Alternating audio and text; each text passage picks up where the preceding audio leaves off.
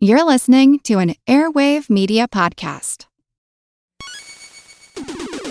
Hold on there, man. Looks like the trivia switch was flipped off the whole time. Ken, Matt, Neal, and Jeff. This is Triviality.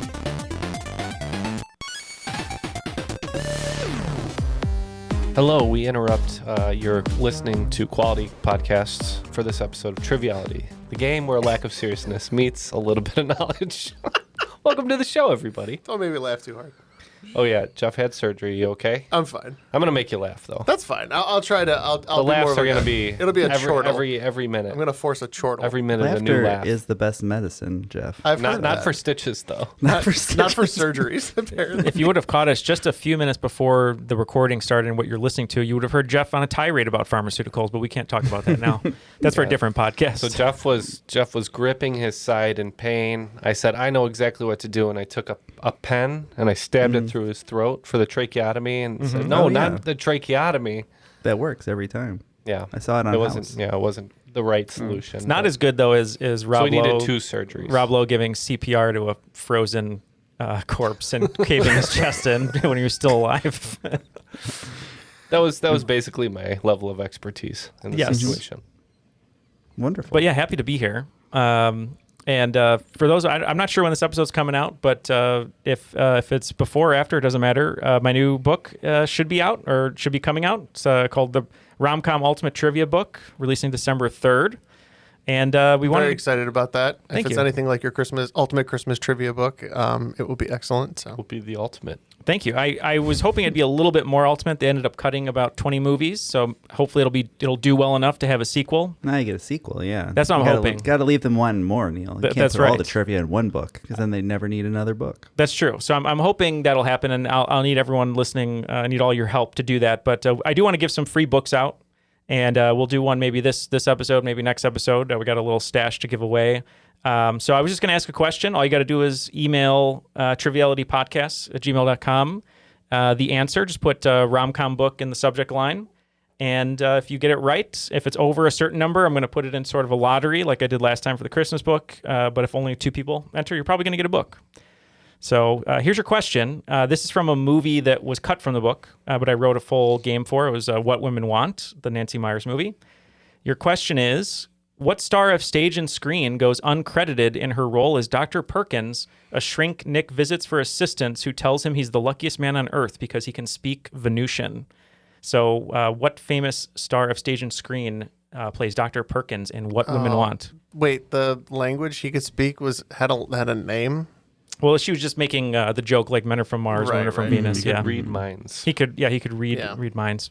So yeah, that's your question. So if you know it, just email and we'll give out a free book. And if you'd like to support me, feel free to pick one up. I don't think this is going to be before December 3rd. If it is, we'll put a little giveaway from the publisher in the show notes that you can show proof of purchase and win a bunch of prizes as well. But speaking of rom-coms, we have our own little meet cute. We've had just a fun discussion right before this episode started, and we're so excited to bring in our guest today. Our first guest is going to be a player coming to us from Minnesota, an Oakland 5 supporter on Patreon, which we very much appreciate. Ben Ruskin, how are you, Ben? I'm doing well. So glad to have you here. Tell us a little bit about yourself. Let's see. I'm married. My wife is approximately 9 months pregnant, so I may have to leave to. I was going to say you may be leaving any moment. I hope you have the go bag. Yeah, no, we're ready to go. But yeah, former teacher, current grocery store manager. Nice. Yeah. Nice. Well, thank you for being here, and we hope that the birth goes well, and possibly use Matt, Ken, Neal, or Jeff as a name, regardless of gender. We always suggest that, yeah. It hasn't happened yet. One day it will. If we I don't need that. If we in keep my doing life. it, All right, Jeff. you don't need that responsibility. No. But Ben, you're going to be partnering with Matt today, and we'll get to the team names in a second just to tell you why they're named that. But we're so excited to have our host today, a Rules Guy Impersonator on Patreon, which we're so thankful for, from Charlotte, Lexie Stuart. How are you, Lexie? I am good. Thanks for having me. Of course. Thank you for being here. And you have a really fun background with a ton of books and possibly the Talk to Me hand from the horror movie. But tell us a little bit about yourself. I'm in Charlotte, but Charlotte is mostly banks and churches, which is weird for me since I am a broke atheist. But I like it. The temperature changes drastically every other day. Opposite of Ben, happily single with a dog and a cat. And I am a full-time dog walker and pet sitter. Yeah. And you said you loved horror movies. That was one of your main hobbies, huh? Yeah. So in honor of that, we're going to name our teams after horror movies. So Jeff and Neal, you're going to be on a team. What are you going to be? We're going to be in reference to the Wes Craven early film, Last Sweat Lodge on the left. You don't want to go there, trust me. How about you guys, Matt? Ben, you were saying Cabin in the Woods is one of your favorite horror movies, so we're going to be Podcast Shed in the Woods. Wonderful. All right, well, let's get the rules from Darren and see how the game is played. The rules of the game are simple. 20 questions split into 2 rounds worth 10 points apiece. At halftime, there'll be a special swing round designed by this week's host. After regulation, players will enter the final round with the points that they've accumulated and will have a chance to wager 0 to 30 points on 5 categorized questions. At the end of the game, someone will be named the cream of the crop. I am the cream! All right, we're ready to kick it off, if you guys are. So like I said, this is a very heavy, film game, but the first round there's some separation there. And there's not a ton of dog questions. There's a couple. So I was hoping for a dog round, but okay. Well, I mean, we haven't got to the swing round yet, but it's okay. Excellent news. Yeah. Foreshadowing. Okay, so question number 1. Let's get ready to rumble. A group of dogs is most commonly referred to as a pack, but certain breeds have fun collective names when referring to 3 or more dogs. For example, golden retrievers are also known as a halo. Corgis are known as a nip, but what is a group of pugs known as? And here's a hint. It is very fitting as they tend to make this noise. You can also refer to the title of this question, and obviously they're great. Okay, we're not too confident. We got the clues a little bit, but they didn't really lead us to a decent answer, but we're going to lock in one anyway. Okay, so they have a probably not decent answer. Ben, are we thinking of a decent answer? I don't know. They tend to make this noise. Like snort was the only thing I could think of. Yeah, it's kind of like my cat also, I would say, makes this similar noise. It's kind of a low grumble, and that sounds like rumble. I would be okay locking in with grumble if that works for you. I think that fits with the great clue as well. Yeah, that works. Okay. Of course, Matt would reason out the hints here. Let's get ready to grumble. We had no idea. So Jeff, you could just tell them what we went with. Yeah, we went with a phlegm of puggles. Pugs. Yeah, it is a grumble. Oh, All right. And I have a pug. I have a one-eyed pug. You're only 2 away from a grumble, so you better. I know. better get I out always there. thought I would have a bunch, but he likes to drain my bank account.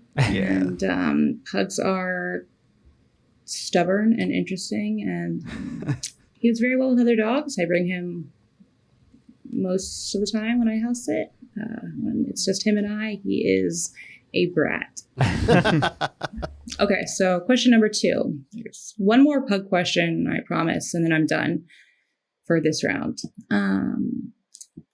My dog got his name from one of my favorite childhood movies, The Adventures of Milo and Otis.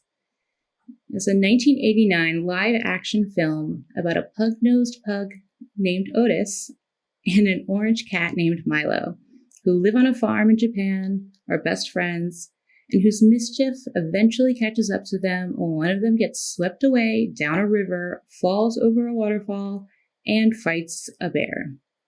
If you haven't seen it, you should, as it also led to making sure no animals are ever harmed in the making of film and television.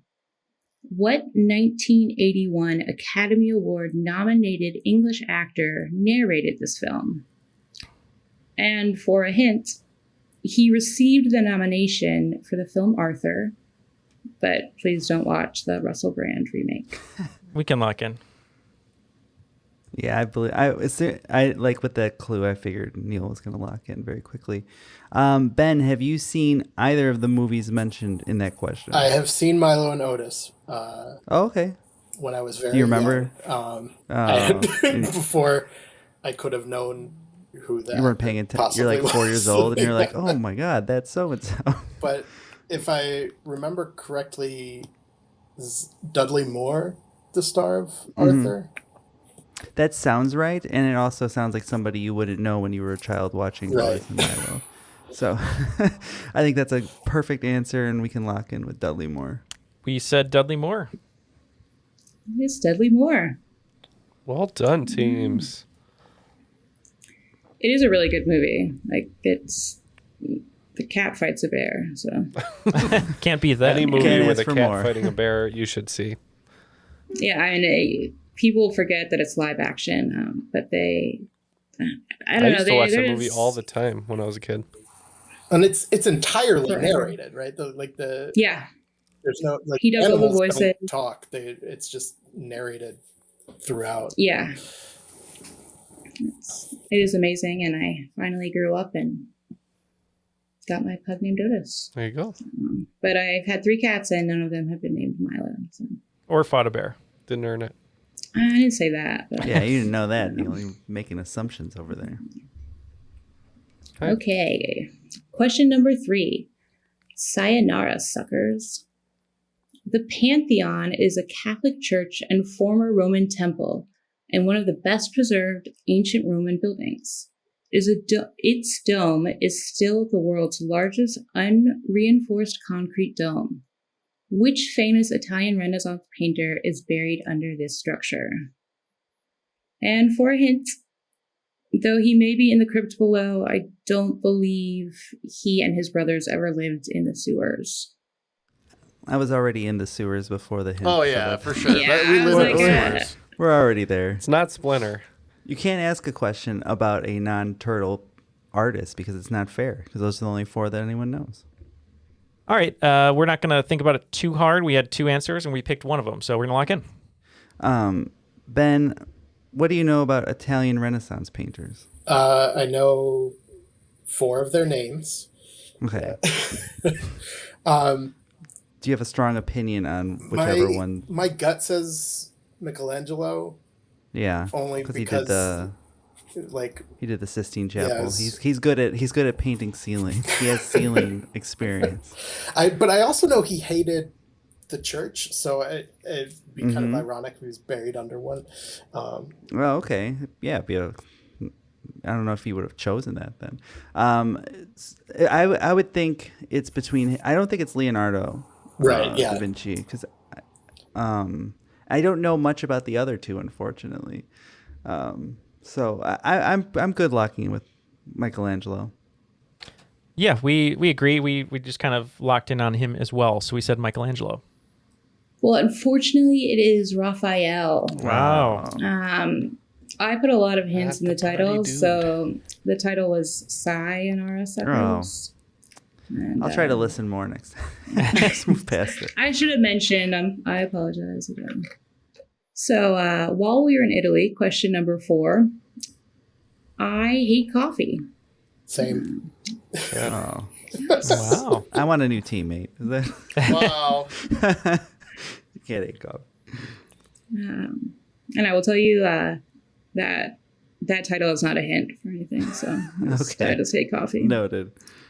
I am not a coffee drinker. I could never get a taste for it. But there is one dessert I like from time to time that consists of vanilla ice cream topped with hot espresso. What is this called?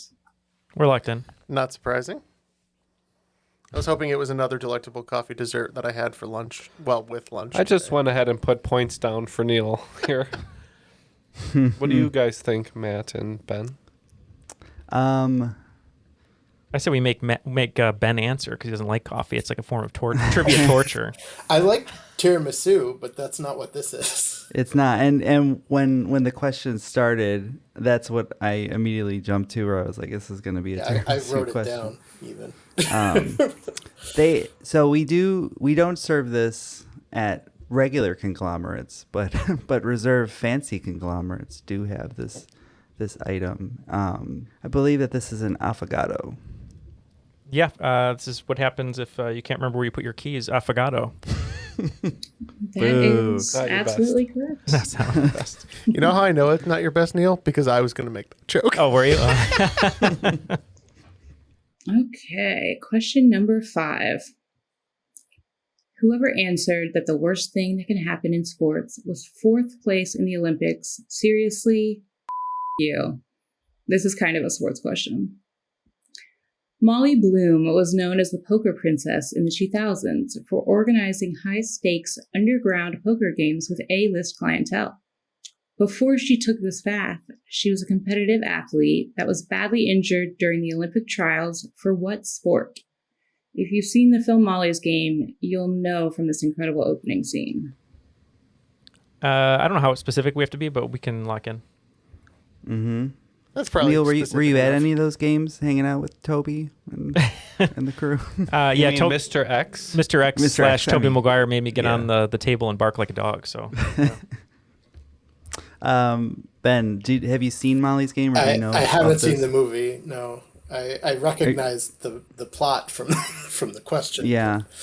I haven't seen it either. I have vague recollection that it's a winter sport. I think it's either skiing or snowboarding, and if it took place in the late 2000s, I'm thinking it's probably skiing because I don't think snowboarding didn't come around until 96. I think. Yeah, if it's one of the two, I would say skiing. Okay, so and I think it's technically like alpine, but we're just gonna say skiing.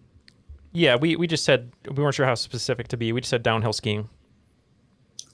Yeah, I have mogul skiing, but I will accept skiing. Some kind of skiing. Yeah, she got in like a big accident, I think, in the beginning of the movie, if I remember. Mm-hmm. Yeah, she was like a competitive skier and developed, I think, like rapid scoliosis. And Oh, geez. got like an entire new spine, and then kept skiing after they told her not to.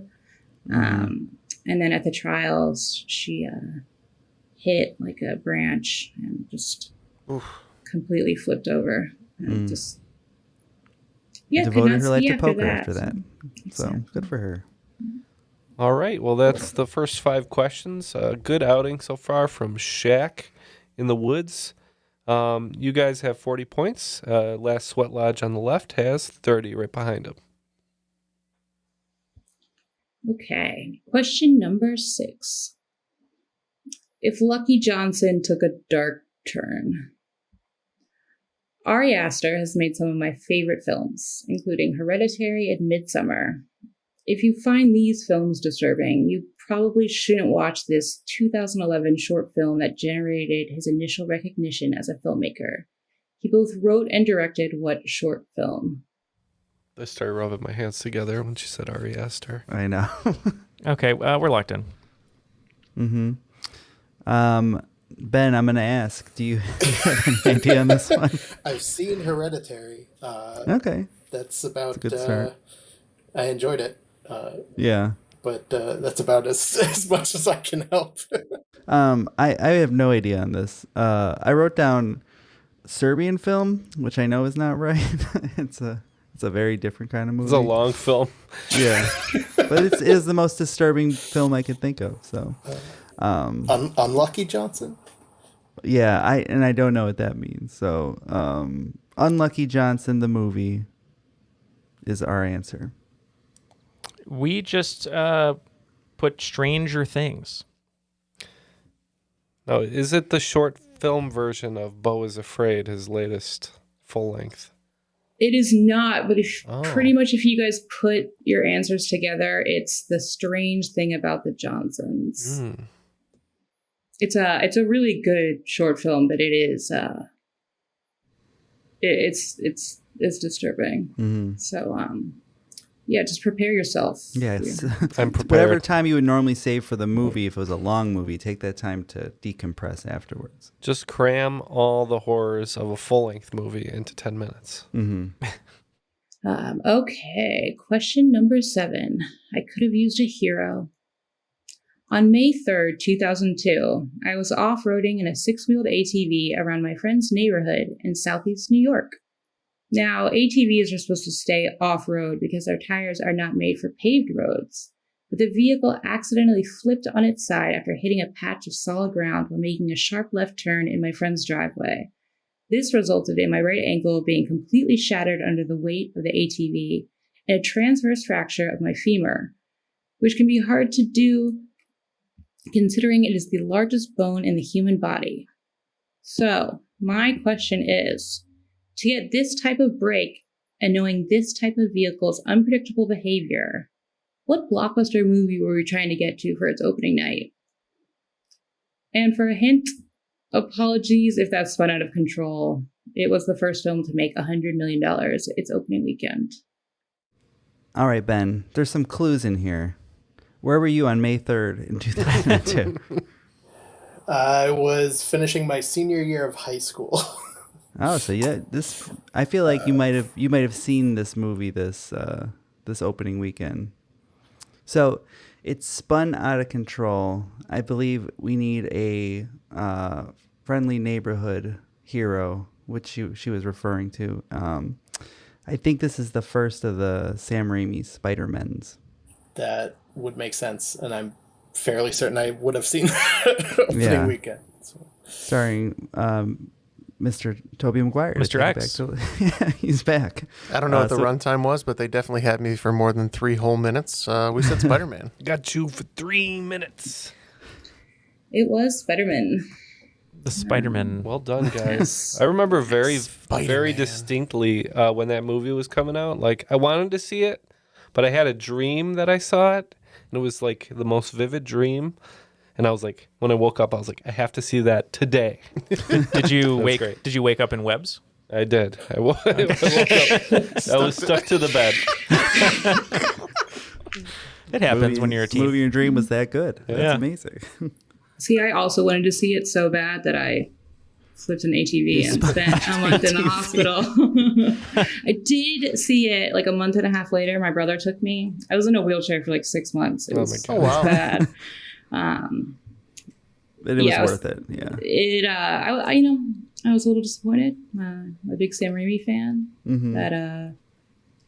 But I haven't never seen the Andrew Garfield or Tom Holland. I've seen the Tom Holland ones. Give it a run. Not Andrew Garfield. No Amazing Spider-Man. So, yeah. Okay, question number 8. Not the bees. I'm very bad at impressions, but there are a bunch in here, so apologies. Well, we knew who you were doing, so that's the important thing.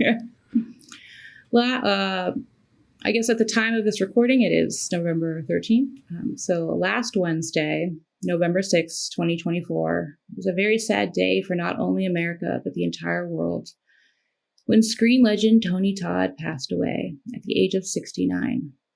He was a horror icon and starred in such films as the Final Destination franchise, Night of the Living Dead, Hatchet, and of course, Candyman. If you haven't seen it, there are a lot of bees in the film. Over 200,000, actually, even emerging from Todd's mouth in one scene. As part of his negotiation, he received a bonus for every time he got stung. How much did he receive per sting, and how many times was he stung? I know this because I read this the other day. So I wrote this question like before you guys even asked me to do this, and then this happened, and I was very sad, and then I immediately thought, I can never use this question. It's a great question. Now I still will. So, so you need both parts, both parts for full credit. Mm-hmm. Yes, I thought it. I mean, I can. All right, that's fine. 5 and 5. Let's go 5 and 5. 5 and 5. All right, so these guys are locked in, Matt and Ben. All right, Ben. Have you ever been stung by a bee? Yeah. Okay, so you're the expert on this. So how much would you want to be stung? Name your price. I don't know. I feel like it'd have to be like high enough to make it like worth putting in a contract. Because if it was like $10 per sting, it's like, who cares? Right, but it can't be so high that Right. Now the movie goes over budget I was because to he got say, stung yeah, three small times. budget movie goes bankrupt. $30 million. Like, oh, geez.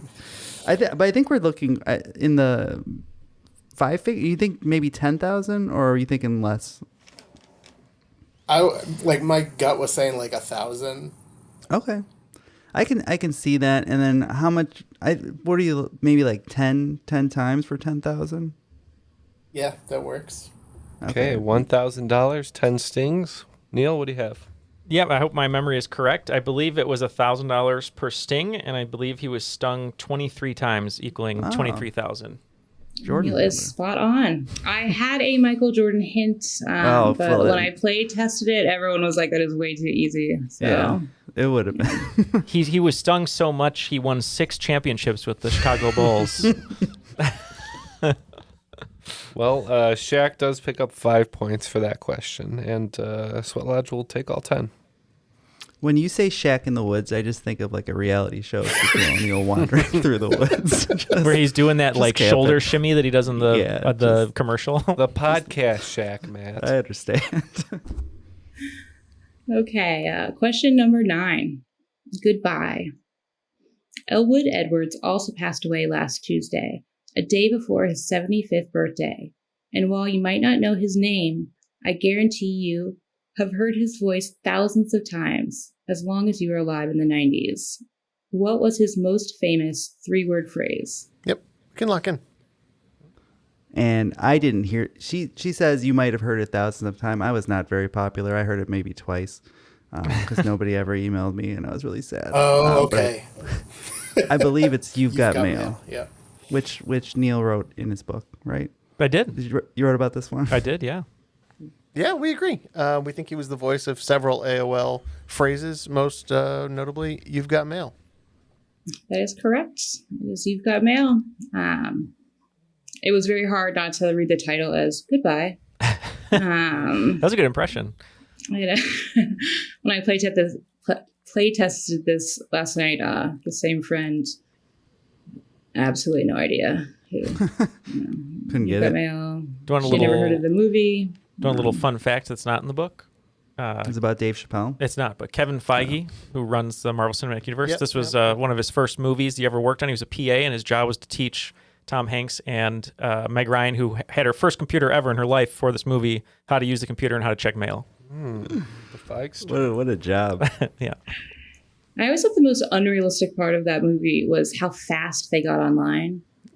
Like when I first saw it, I was like, it doesn't. You can't get on that fast. Where's their CD in the mail?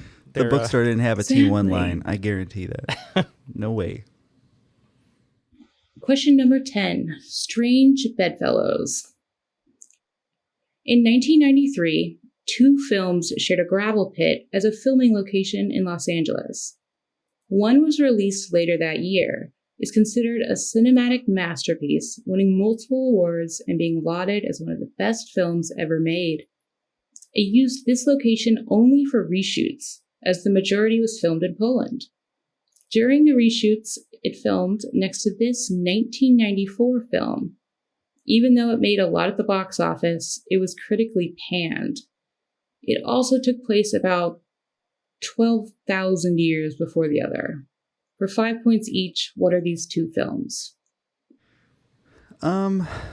Geez. I know the place. It's like it looks kind of like a very giant half pipe. The first one I believe is Terminator 2. I think it's that little for when they do the car chase scene. I'm pretty sure that's the place that they're talking about, but I don't know a 94 movie that did well at the box office that took place 12,000 years before then. No, I got nothing. All right. I think we'll lock in with Terminator 2 and my favorite movie of all time, Encino Man. Yeah, we used a little teamwork over here. I knew the first one was Schindler's List from 93. And Jeff put the math together and picked the second one with same producer. The Flintstones. Schindler's List and Flintstones. I was way off. Great question. He works on a rock. 2 films that are equally good. It's a good double billing. What is Halle Berry's name in that movie? She's like another actress, right? Sharon Stone. Sharon Stone. Sharon Stone, Yeah. That's right. So that concludes the first round. Looks like Sweat Lodge has pulled into lead with 70 points. Right behind them is Podcast Shaq in the Woods. So hopefully we'll continue having a very tight game that remains anyone's. But how many points do we have? 65. Oh, good. Just like 65 million years ago. Mm-hmm. Before we get to the swing round and hear what Lexie has in store, just want to say thank you to all of our patrons, including Lexie and Ben. If you'd like to join them, get rid of all these ads of all of us jammering over here about nonsense, you can go to patron.com/trivialitypodcast. But if you're in for the nonsense, and I'm not talking about eating naan at the restaurant called Nonsense, you can support us for as little as $1 a month. You're really hot today now. I'm actually very physically warm as well. To get for $1 a month, very hot in the lunch. Yeah, for $1 a month, you can get rid of these ads. For $5 a month, you get all of our bonus episodes, just hours and hours of content to keep you content in your life.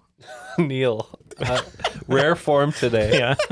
Well, I appreciate it. You're welcome. Let's go ahead and jump on into the swing round. Glad we don't script these things. That's right.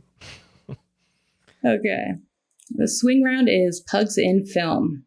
I'm going to give you the year, the genre, and the name of a pug in a movie. There are two that have 2 years because it is the movie and its sequel. There is one that might have a sequel, but I will need the subtitle. And if a dog doesn't have a name, I will give you a hint. Okay. So, Sounds good. 1989, Adventure Family, Otis. 1995, Animation Family, Percy. 1997 and 2002, Sci-Fi, Frank. 1984, Sci-Fi, unnamed but multiple pugs, and they literally go into battle strapped to your chest. 2021, Animation Family, Monchi. 2012, Comedy, Pound Cake and Muffins. 2015, Action, JB. 2017, Action, JB. 2016 and 2019, Animated Mel. 2003, Romance, Drama, Unnamed. But it might have been Hi, Dougie. And definitely not Mark. 2017, Comedy, Drama. Again, unnamed, but possibly Hi, Dougie. And definitely not Mark.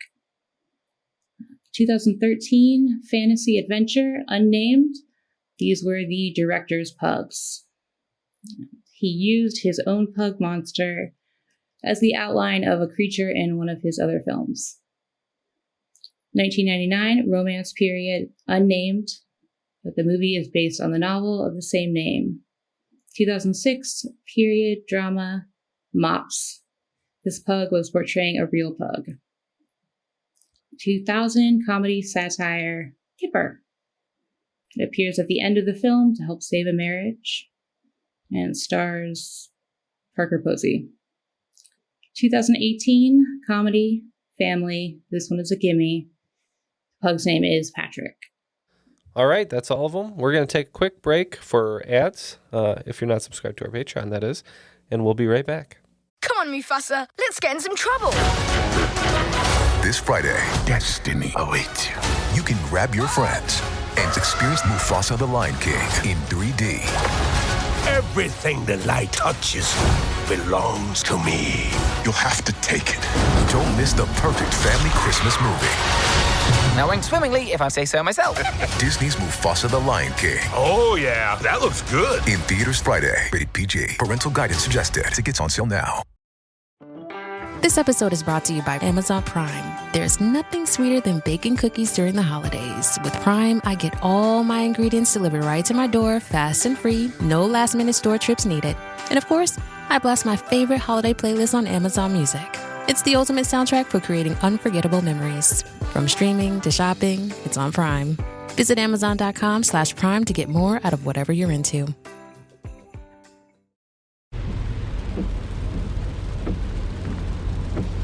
This is the sound of your ride home with Dad after he caught you vaping.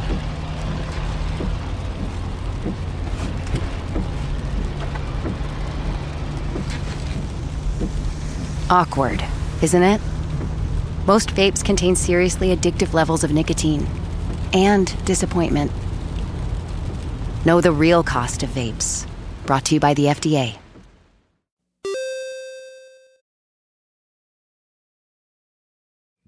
All right, the teams have taken some time to think about their answers here, trying to locate these pugs, and we're back. I think we got some good answers. So, Lexie, take it away.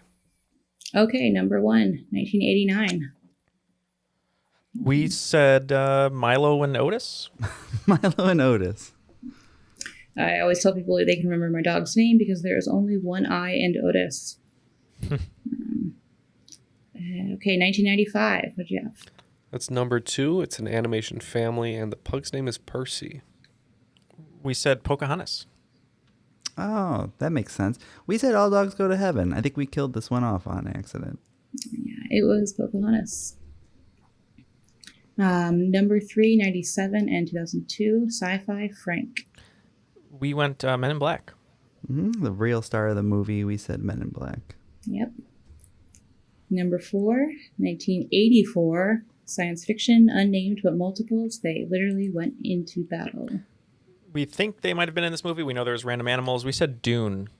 We remember the scene. He said, "Your pugs, give them to me." Terminator. It was Dune. Oh, so close. Okay, number 5, 2021, animation, family, Monchi. We took a guess. We said that movie Turning Red. Oh, wow. We also said Turning Red. This was the Mitchells versus the Machines. Oh. Yes. Okay, next one, 6, 2012, comedy, Pound Cake and Muffins. Another guess here. We said Pineapple Express. I was hoping we'd have the same wrong answer. We said White Chicks. This, I would have liked White Chicks even more with bugs. Yeah, bugs. This was The Campaign. Oh, okay. Number 7, 2015, action, and I'll put it with number 8. 17, action, JB. We think this is the first 2 Kingsman movies. So Kingsman, The Secret Service, Kingsman, The Golden Circle. Well, because we had the Kingsman and we had Kingsman Golden Circle. Yeah, So, I mean, just give them thinking points. about it, That's fine. I'm very comfortable with just All the second right. one's not worth it. So Points for everyone. The next one, 2016, 2019, animated Mel. We think this is The Secret Life of Pets. Yeah, we also said Secret Life of Pets. Yep. 2003, romance drama, unnamed, maybe Dougie. And this is number 10. This one tore us apart a little bit, but we finally got there. We said The Room. Yeah, we also said The Room. It is The Room. And so if you got that, I'm hoping you got number 11, 2017, comedy drama, maybe Dougie. We said The Disaster Artist. Yeah, but I wrote Disaster Movie, which I realize is a very different movie. So close. Yeah, it was The Disaster Artist. There's a very old pug in that movie. Okay, number 12, 2013, fantasy adventure, unnamed. These are the director's pugs. Another guess. We said The Golden Compass. I think he had his eyes on his hands, if I recall. We said Pan's Labyrinth. Oh. So this was The Hobbit, The Desolation of Smaug, which I have not seen, but Peter Jackson has a pug named Monster that he used as the outline for part of King Kong. Ben said Peter Jackson, and we went the complete opposite direction. I know, I heard you talking about it, and I was like, oh, so close. Okay, next one, 1999, romance period, unnamed, based on the novel of the same name. We took a guess, said Romeo and Juliet. Yeah, we tossed that around, but we said it's more of a play than a novel. We ended up going with Sense and Sensibility. Oh, you're close. It was Mansfield Park. Oh, Mansfield Park. Which is also on the bookcase behind me. Okay. Let's see. Number 14, 2006, drama period Mops. We said Marie Antoinette. We said Miss Potter. It is Marie Antoinette. And number 15, 2000 comedy satire Kipper. We said best in show. Yeah, it's good to get some points back on the board, hopefully. We said best in show. Yes, I love this movie. And of course, the pug comes in to save the day. And the last one, number 16, 2018 comedy family Patrick. We believe there's a movie called Patrick the Pug. Yeah, I said Patrick. Is that Patrick the Pug from Instagram? And it's probably just his movie, so we said Patrick. Yeah, it's just called Patrick, but a lot of people call it Patrick the Pug. It is my dog's favorite movie. He gets mad if I talk on the phone during it. You got to keep your cell phones in your pocket and know, it's what the movie theater says, right? All right, with that swing round, it looks like Sweat Lodge picking up 60 points, very strong. Shaq picking up 40 points. That's Shaq in the Woods, not the basketball player, for Matt's clarification. And that brings them to 105 to Sweat Lodge's 130. This is kind of a connection round, but it's really just for connection for myself. If you do realize the connection, it's kind of weird. So, but yeah, let's keep going. Okay, number 1, let's zigzag a bit. It's not uncommon for studios to change the title of a film before its release. This 1997 film about an FBI agent tracking a serial killer through the Rockies was originally titled Going West and starred Danny Glover, Dennis Quaid, Ted Levine, and Jared Leto. What title was it released under? All right, so they're locked in very confidently. We have tried to answer 3 times now, and we're not good at it. What was the movie you suggested, Ben? The Fugitive. Oh, I love it. And it's just at this point, I don't care. We're going with The Fugitive. Yeah, this movie would be great to pair with Fallen with Denzel Washington around the same time period, but we said Switchback. Switchback is correct. Getting a little ahead of yourself with The Fugitive there. So, good to know. Let's keep playing. Little hidden gem with Switchback. Yeah, they had to change the name right before it came out. So, okay, question number 2. It's all relative. This 1989 film had a pretty strange cast. It consisted of Ben Stiller, Liam Neeson, Bill Paxton, Adam Baldwin, Helen Hunt, and of course, Patrick Swayze. It was filmed in Hazard, Kentucky. If you don't know it from the cast, then you'll probably just want to move on to the next. All right, the team in the studio is locked in. Matt and Ben, back to you. Back to us. We debated a little bit between a movie we know it's not and a movie we think came out after, but which one are we going with, Ben? Let's do Tu Wong Fu, Thanks for Everything, Julie Newmar. A classic. Mm-hmm. Yeah, and I heard that originally they were trying to get Ken Jeong for this movie, but he was still a medical doctor. It was going to be called Next of Ken, but they had to change it to Next of Kin. Yes, I am. I'm impressed with Ben for knowing the full title. I was too, actually. Yeah, I should get him 2 points at least. Yeah, I know. But yes, it is Next of Kin. Okay, number 3, Journey to the Depths of Terror. This mythological sea serpent demon is often identified as the embodiment of chaos, threatening to eat the damned when their lives are over. What is it called? Guys in the studio have locked in once again. Matt and Ben, any ideas? I got a couple ideas. Ben, what are you thinking? Charybdis is the first thing that came to mind. Okay. Gotcha. You also got your Kraken. I don't think it's them. My Charybdis.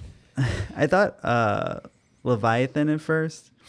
It is a sea snake type creature possibly. But why do you think the first one, the answer you said, which I can't pronounce or say? I mean, Charybdis is like a big whirlpool thing, Okay. right? And that says chaos to me. Okay. You seem to have more thunder behind yours than I do. I just said it because I like the name.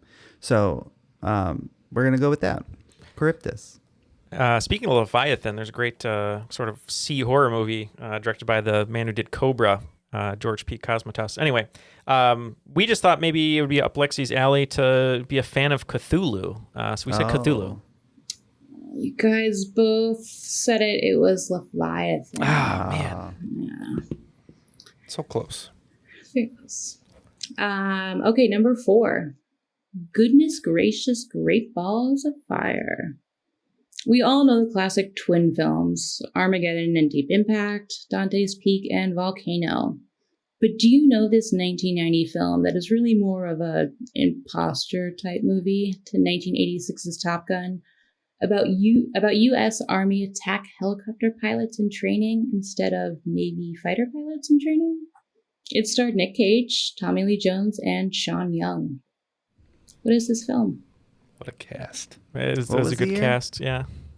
You said 1990? We can lock in and let you guys talk. I'm a big fan of propeller heads. I thought you were going to be going the Lou Gossett Jr. Helicopter movie, but... They were training to be helicopter fighters. Interesting. This game has gone off the rails for us a little bit, Ben. Just a bit. Yeah. just a bit. Do you have any ideas? Nick Cage was not the Wicker Man, right? There's no training in Wicker Man. I can't imagine. Tailspin. Oh yeah. Tailspin, Matt. You remember that one? With Baloo? That was DuckTales. They were woo-wooing, I believe. I thought there was some woo-wooing in Tailspin. Tailspin. I think you're just doing DuckTales, but saying tailspin. Life is like a hurricane. Tailspin, tailspin. Yeah. You guys are... oh, man. I think that... Was he training to be a fighter pilot in Raising Arizona? Probably not. No, I don't think so. Okay. Bring it home, Matt. Okay, so it's not Top Gun. We're looking at Bottom Cannon. That's some people think Top Gun is called Bottom Cannon. That's a great answer there, Matt. Yeah, I think I'm curious if Chris Nolan is going to take inspiration. Apparently, his next new movie with Tom Holland's about helicopter pilots. But we said Firebirds. Yep, it is Firebirds. I feel like Lexie was a patron at the Blockbuster I worked at because these are all the movies I remember shelving on the wall. It was just Neal's picks on the shelf. Hey, why don't you rent Neal's picks? Why don't you? I'm okay, sir. I'm all right. I just want to see the new. Were you there long enough to have a Neal's picks? I had a Neal's pick one day. I had a row of stuff. I had City of God. It was deviant, absolutely deviant. Yeah, it was City of God, Killer Clowns from Outer Space. I have that poster. Inner Space with Dennis Quaid. Okay. And I think Gladiator at the time. But yeah, it was a really random Neal's pick. One for them. Excited about Gladiator too? Yeah, I'm excited. I didn't know that I wanted it, but now I do. I just love Denzel. Anything Denzel's in, especially if he's given license to be crazy, which I think he will be in this movie. He looks very crazy in this movie. For some reason, I can't get over Gladiator 2. Like, yeah. it doesn't seem to work. Gladiator colon something. Like Gladiator Reborn. Have some dignity, Gladiator. At least right? At least they're using the Roman numerals. Yeah, they are. It sounds kind of like cheap. I don't know. Because Gladiator numeral 2 would be so off-putting. Like the number 2. Or TOO. It's more Gladiator. Okay, question number 5. Too bad they didn't have Christopher Plummer. Outbreak is a 1995 film starring Dustin Hoffman, Rene Russo, and, unfortunately, Kevin Spacey. But Hoffman originally wanted someone else to play Spacey's role. But when Hoffman called this late actor, he laughed, said he wasn't interested, and replied that he was too busy on vacation with his family, swimming with the dolphins. He even perfectly mimicked dolphin noises, which was pretty spot on for him considering he made a whole documentary about the animals. And for a hint, director Wolfgang Petersen probably would not have approved of this funny man anyway, though he was known for both comedy and drama. Yeah. Ben, do you have a good dolphin impression? You don't have to do it. We'll do it off here. It's fine. Yeah, no. What's your first thought here? I did think Jim Carrey, and I know that Neal was thinking too. And then it said late. Well, we can't kill him off. Also that, yeah. It was a documentary about the 1979 Dolphins. So my other thought was potentially Robin Williams. I feel like he does comedy and serious stuff, and he could do funny dolphin noises. So do you think that's something we could lock in? Yeah, that makes a lot of sense. Okay.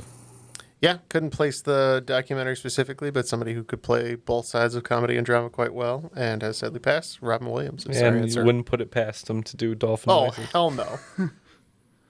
Yep, it was Robin Williams. Well done. Just kept saying he was busy and in the meeting with dolphins. And just That would have been fun. Making the noises. Robin Williams in Outbreak. That's a fun movie too, though. Good He mid-90s. didn't think he could play the scientist, colonel, lieutenant. He would have been fine.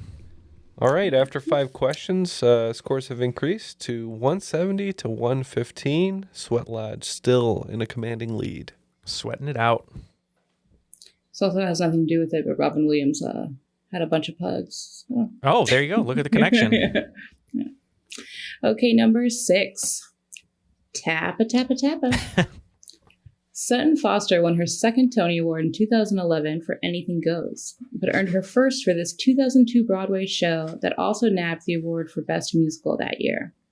Foster stepped into the leading role shortly before previews began, taking over for Kristen Chenoweth and Aaron Dilley. Ben, big Tony fan. You catch it every year? Oh, yeah. I got the Simpsons reference in the that's wonderful title. All we need now is tappa tappa tappa, and we are gonna get this answer. I can't even name a musical. Hold on there, man. Looks like the trivia switch was flipped off the whole time. That reference is great for the 30 people that know that. I mean, the only Kristen Chenoweth musical I'm aware of is Wicked. That off the top of my head. And that's too early for Wicked, Yeah. probably. But let's just say it, and everyone go see Wicked, because the conglomerate is promoting Wicked like crazy right now. So, Wicked it is. Yeah, defying logic. The movie version had Julie Andrews, but this musical version made Sutton Foster pretty famous. We said thoroughly modern Millie. That is correct. The Tappa Tappa Tappa was just because she dances a lot, and I love The Simpsons. And Great tap dancer. But yeah, my stepmom actually produced this and won a Tony for. Oh no way! That's awesome. For that, so and this was about a month after I broke my leg, which was the same day my dad met my stepmom. So it was not a great summer. You didn't do very much tap dancing. You were scheduled to star in it, but because you broke your leg, you had to step aside, and Sutton Foster stepped in. Now let's not start any rumors here, but was Sutton Foster on this ATV trip with you? I wish, I was 15 and a brat. Was not a fan of my dad's new girlfriend. She tried to bribe me with theater tickets, and got to meet Sutton Foster, who was lovely and adorable. But yeah, I love my stepmom now, and I threw this in for her. So, okay, question number 7. Yippee-ki-yay. It is now common knowledge that Bruce Willis was not the studio's first choice to play John McClane in Die Hard. But do you know who Fox wanted to direct the film before landing on John McTiernan? Frank Sinatra. Yep, I think we were all writing Frank Sinatra in anticipation of the He was also going to direct it.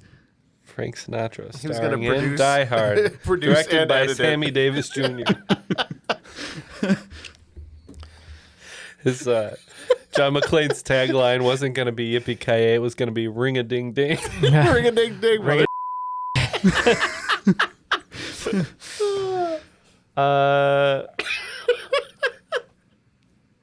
We can lock in just with a fun guess. It's wrong, but we'll lock in. So the studio wanted this director, We're looking at a director from the, I guess probably late 80s, right? Maybe maybe James Cameron? Yeah, that's what I was thinking. Possibly James Cameron. Somebody who was had success in that kind of genre. Yeah. At the time, yeah. I was going to say that or Penny Marshall. So you're probably closer with James Cameron. So we can lock in with James Cameron. That's a great guess. I was just thinking who would be fun to direct Die Hard, and I was thinking between John Carpenter and Paul Verhoeven. So we'll say Paul Verhoeven, because it would have been a lot sexier. Yep, it was Paul Verhoeven. Oh, yeah, that was a complete guess, by the way. That would have been great. I had the hint of he also directed RoboCop, but I didn't hear that. Did you say RoboCop? No, I forgot it. When they were talking, I was like, I had a hint, but I didn't include it. So yeah, it would have been even more violent. Actually, now that I think about it, Fox really wanted him to do it, and he was like, no. See, I've already made my magnum opus called RoboCop. He's like, I don't do Christmas movies. Called Showgirls. That's his magnum opus. Oh yeah. All right, go ahead with question. Okay, question number 8. I don't think anyone was saying, I don't care. Okay, so we talked about this before, but most of 1993's The Fugitive was filmed pretty quickly and mainly in Chicago. Though one scene in particular had to be reshot shortly before its August release. For what reason? And it's not just because Harrison Ford had to regrow his beard, though he did have to do that. And I have a bonus question for this as well. For a bonus, what hotel on Michigan Avenue was the filming site for the final scenes? So we'll say 2-point bonus. Okay, we think we got the reshoot reason, or at least we have an idea. And for the hotel, we think we have the chain correct, and we're just taking a guess on the subtitle of the chain or whatever, the brand. Okay, so they have some ideas. That's not good for us. Do we have any ideas? Well, my idea was Harrison Ford's beard, but I'm always thinking about that too. So if you're looking at the era, this is roughly around when the Oklahoma City bombing happened. That would be my guess, is that they had a scene like that, and it was deemed not appropriate afterwards, much like Spider-Man and the Twin Towers. Or Lilo and Stitch. Yeah. Okay, good answer there. How about the hotel? And then for the hotel, when I do Chicago hotels, I always think of the Drake, because he loved the Drake. Hate the Drake. You hate the Drake? I can't believe that. Ben, do you know any Chicago hotels? No, so we're going with the Drake. Probably better to. Yeah, so we think that the scene that was reshot was the train crash. Oh man. And we think the hotel, I don't know how specific you want us to be. I think it was a Hilton. I don't know how Chicago Hilton, but we think it's a Hilton. So no one got the first part. It was a Hilton for the bonus. Oh, sweet. Okay. Yeah, it was the Hilton Chicago. But they had to reshoot specifically like the opening because the man who played the one-armed man? It wasn't he was the other doctor in it who was like the bad guy. Yeah. That's right. Didn't really tell anyone that he had a brain tumor and got very ill and died right after the film came out, but wasn't available to do the rest of the movie. So they had to hire a different actor to come in and reshoot that. I didn't think about that. He's the one who stole the Probasic. For what? Probasic. Probasic. Richard Jordan was the original actor, and I will butcher the actor's name who did play him. Pretty sure he's Dutch, though. I believe he is. Yeah. All right, let's get question 9. Question number 9. Until we meet again. Released in 2020, what is the title of the 12th installment of Assassin's Creed? This might be more up your alley. Yeah, we can lock in. Okay. I've never played an Assassin or Creed, except the CD. Ben, you Assassin's Creed fan? Nope. I played a bunch of this one. I think that this is the Norse one, which I believe was Valhalla. Norse, so hot right now. That makes sense with the title. Yeah, too. there's a really great mini game where you got to outdrink people. So I spent a lot of time doing that. I was going to say, plus it was, the pandemic year. Just do it at home, too. You just try to keep up with the game. We agree. We said Assassin's Creed Valhalla.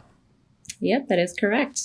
I do not play video games. That was my brother's thing. I used to watch him for hours when we were growing up. It was like watching TV. Did he hand you the controller and say you were the bad guys? Because that's what I did to my sister. He let me play. We did a lot of GoldenEye and Donkey Kong. I really wanted the yellow, the 64 controller. Yeah. Yeah. And my dad was like, "What games will you play?" And I was like, "No, I like the yellow one." Just want the controller. Yeah. But I thought I would throw in a question for him. That's fun. Okay, and question number 10. No relation. Hailing from Richmond, Virginia, this Confederate Army general during the American Civil War was known for his mastery of reconnaissance and the trusted eyes and ears of Robert E. Lee. However, his most famous campaign became flawed when his long separation from Lee's army left the Confederates unaware of Union troop movements and almost trapped at the Battle of Gettysburg, which is widely considered the turning point of the war. Who was this general? I need both first and last names, but you can give me his abbreviated first name, as this is how he was most commonly known. And for a hint, he is not from Florida, and there is no exclamation point after his name. Jeff, do you think you have an answer? You just want to lock it in? I've got a general. It's a general. Matt, you got a general? Do you have also a great Well, low rate you can get Ben, online? do we have any general Name ideas? that traitor. No, we're not good at this. Have they taken down any statues of this man recently? I don't know. Was Nathan Bedford Forrest a general? He could be. Old NB Forrest, as his name, as we refer to him. was abbreviated. Yeah, NB Forrest. All right, and we just said Stonewall Jackson because we can't remember. That was this. This was J.E.B. Jeb Stuart. Oh. Please clap. Please clap for Jeb Stuart. No, well, don't. Confederate You remember general, the Jeb Bush, Jeb. Yeah. Oh, yes. No. And He didn't real win quick, either. Oh. The connection for this round was Switchback, Next of Kin, Leviathan, Firebirds, Outbreak, Die Hard, The Fugitive, Valhalla, the Early Modern Millie, and my dad is Jeb Stuart, and he worked on and wrote all of these projects, except for and he is married to my stepmom who did the Early Modern Millie. But your stepdad's Jeb Stuart? No, my dad. Your dad's Jeb Stuart? Oh, that's awesome. Yeah. So this was for him. He helped me with a bunch of these questions because he was there when Dustin Hoffman called Robin Williams to heard the dolphin noises, which still makes him cry laughing to this day. That's cool. And Spielberg was the one that told him about filming next to the Flintstones and the other round. So it's amazing. Yeah. Awesome.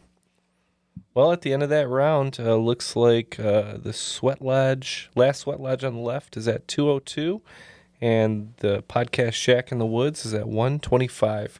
So a lot of ground to make up, but it's possible. Before we move on to the final round, just want to quickly remind all you guys about Patreon. It's the way that we keep this show going. It's the way that we are able to bring you so much content on a reliable basis. So please consider joining Patreon. For as little as $1 a month, you can get rid of all the ads. For $5 a month, you get all of our bonus content, which is like 70 hours by now of backlog, plus weekly bonuses, including our crop drops. So please do think about going there. Patreon.com/trivialitypodcast. And on to the final round. What do you have in store for us? Okay, your final round questions. 1. We mustn't dwell. No, not today. We can't. Not on Rex Manning Day. Number 2, I talk to God and she says, yo, what's up? Number 3, will Sinead O'Rebellion shock me with that deviant behavior? Number 4, I don't feel like I need to explain my art to you. And number 5, I thought his name was Warren. All the wagers are now locked in. It looks like in honor of Jeb's great movies, the Sweat Lodge is going 30s all the way down. 25's all the way down for Shaq, making all their points on the line. So let's see what happens. Okay. Question number 1. We mustn't dwell. No, not today. We can't. Not on Rex Manning Day. Okay, I'm going to read you the first line from this 1990 novel, and I just want you to tell me what book it's from. The tropical rain fell in drenching sheets, hammering the corrugated roof of the clinic building, roaring down the metal gutters, splashing on the ground in a torrent.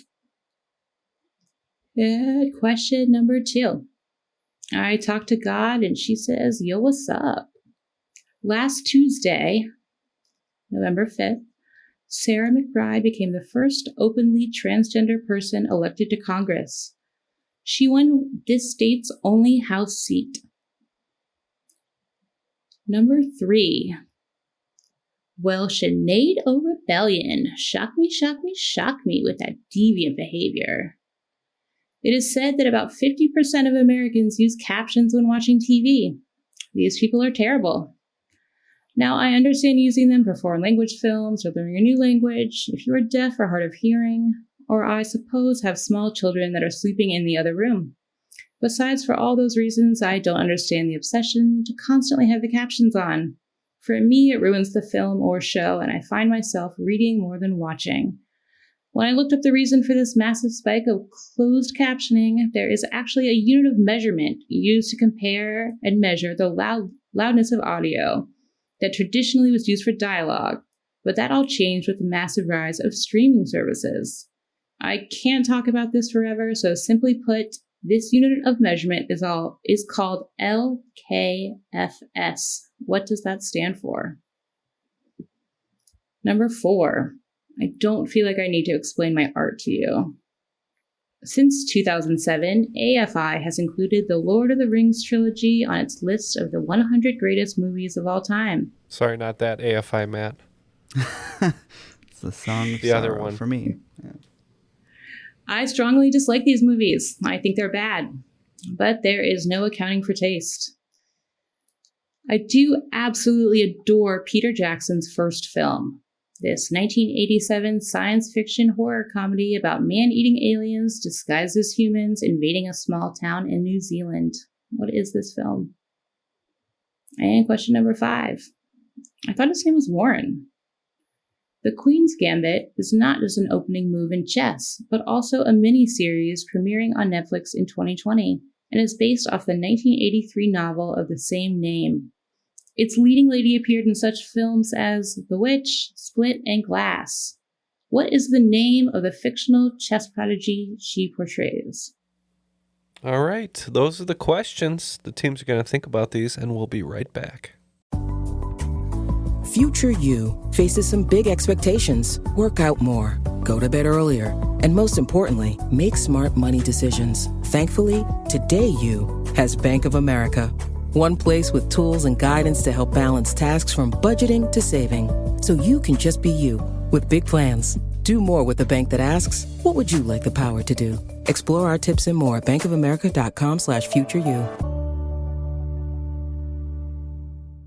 Okay, I have to tell you, I was just looking on eBay where I go for all kinds of things I love, and there it was. That hologram trading card. One of the rarest, the last one I needed for my set. Shiny like the designer handbag of my dreams. One of a kind. eBay had it, and now everyone's asking, ooh, where'd you get your windshield wipers? eBay has all the parts that fit my car. No more annoying. Just beautiful. Whatever you love, find it on eBay. eBay. Things people love. This episode is brought to you by AWS. Amazon Q Business is the new generative AI assistant from AWS. Many tasks can make business slow, like wading through mud. Help! Luckily, there's a faster, easier, less messy choice. Amazon Q can securely understand your business data to help you streamline tasks, like summarizing quarterly results or doing complex analyses in no time. Q got this. Learn what Amazon Q Business can do for you at aws.com/learn more.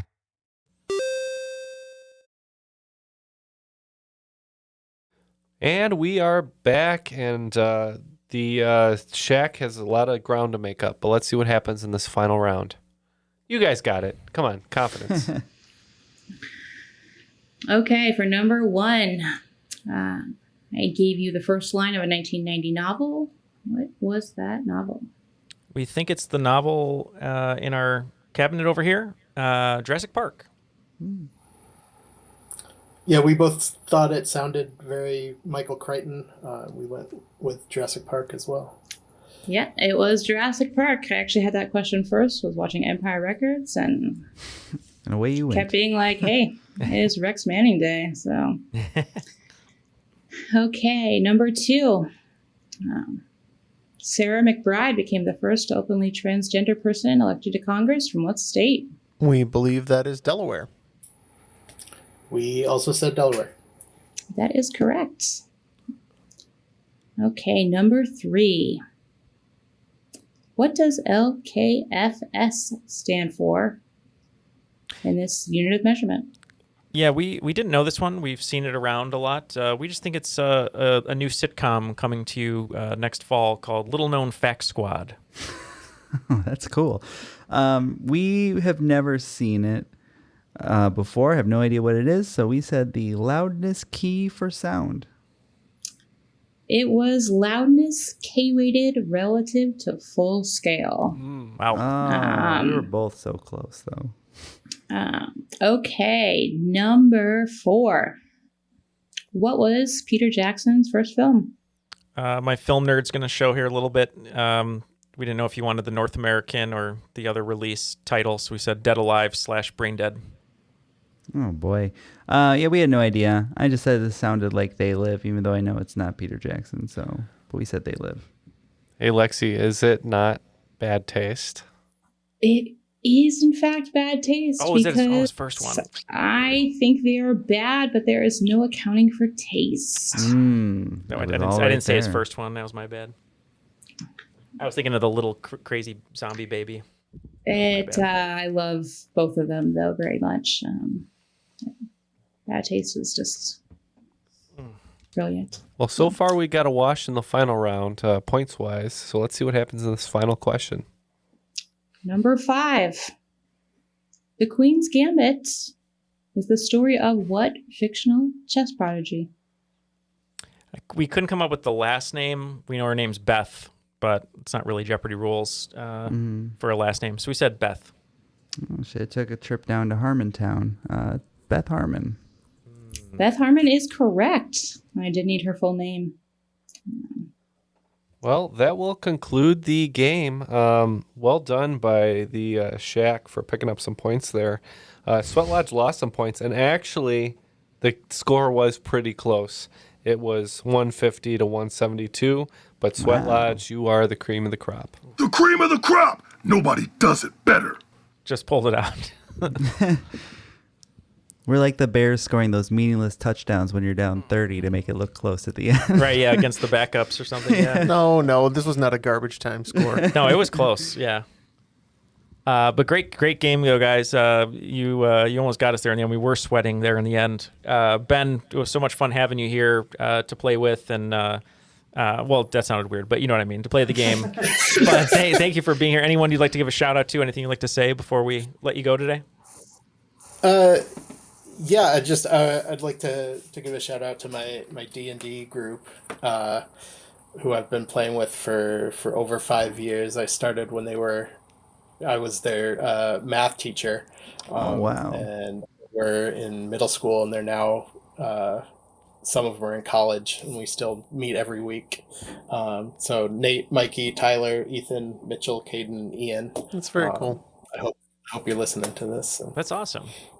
And Lexie, I know you said it was your first game, but it was just so much fun. A lot of great film references. The whole second round, obviously, with your connection was really, really cool. Shaq connection, especially considering like two of those are two of my favorite movies of all time. But yeah, anyone you'd like to shout out to? Anything you'd like to say? Any hot takes? All that good stuff. It was, I've been listening to you guys for about 3 months, and I have binged the entire podcast because I literally just walk dogs all day and listen to podcasts. So there were some, I know you talk about the Queen's Gambit a lot, but no one ever mentions the character name. So that's why I threw that in there. And sort of a goal of mine to do more things I'm interested in, which is pub trivia. That's awesome. Very, very excited to do this.